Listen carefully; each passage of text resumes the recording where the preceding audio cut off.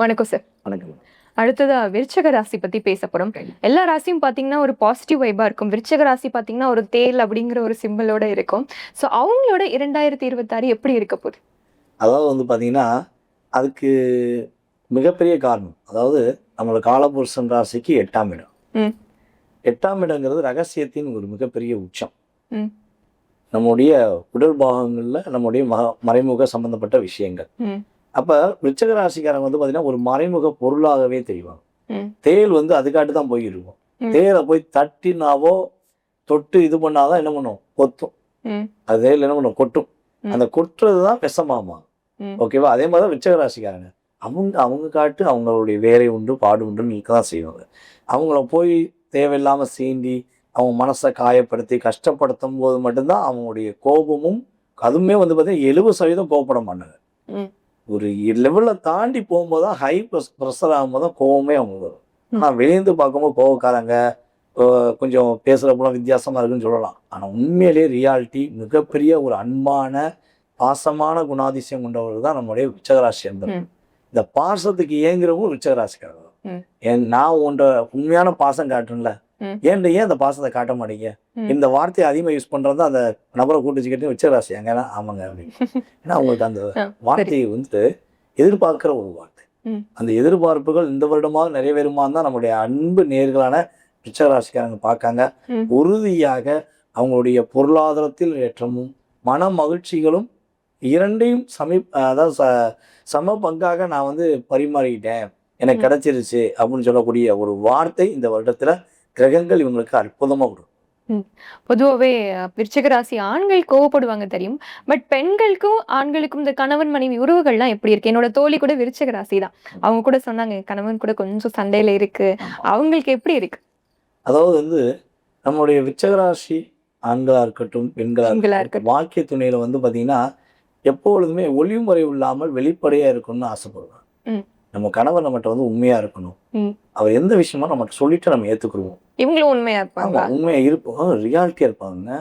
விருச்சிக ராசிக்காரங்க அவங்களுக்கு இந்த ஒளிமறைவுங்கிறது என்னன்னே தெரியாது. ஆனா ஒளிமறைவுகளை கண்டுபிடிக்கக்கூடிய ஆற்றல் உண்டு.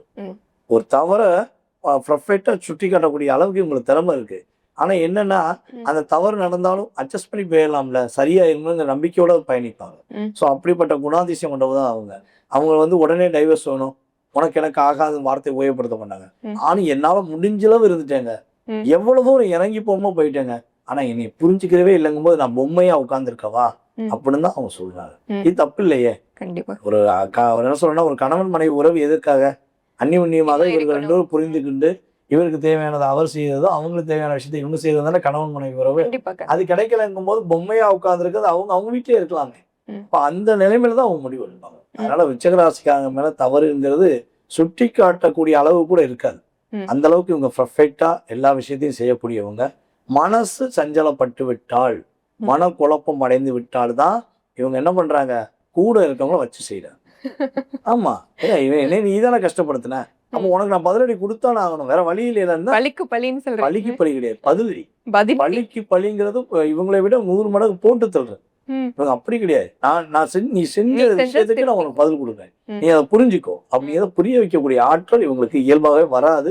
வந்துருச்சுன்னா வச்சு செஞ்சுருவாங்க, அதுல எந்த மாற்றம் கிடையாது. இப்ப அவங்க சொந்த தொழில் எல்லாம் தொடங்கணும்னு நினைச்சிருப்பாங்க, இல்ல இருந்திருக்கும். அது அவங்களுக்கு இந்த வருஷம் எப்படி இருக்கு? இந்த 2026 உறுதியாக இவங்க சொந்த தொழில் தொடங்கலாம். எப்ப தொடங்கலாம்னா மேக்சிமம் வந்து பாத்தீங்கன்னா இவங்க ஜூன் மாசத்துக்கு மேல தொடங்கினா பிற்பகுதி, அதாவது அந்த வருடத்துடைய பிற்பகுதிக்கு மேல தொடங்கினா நல்ல லாபம்.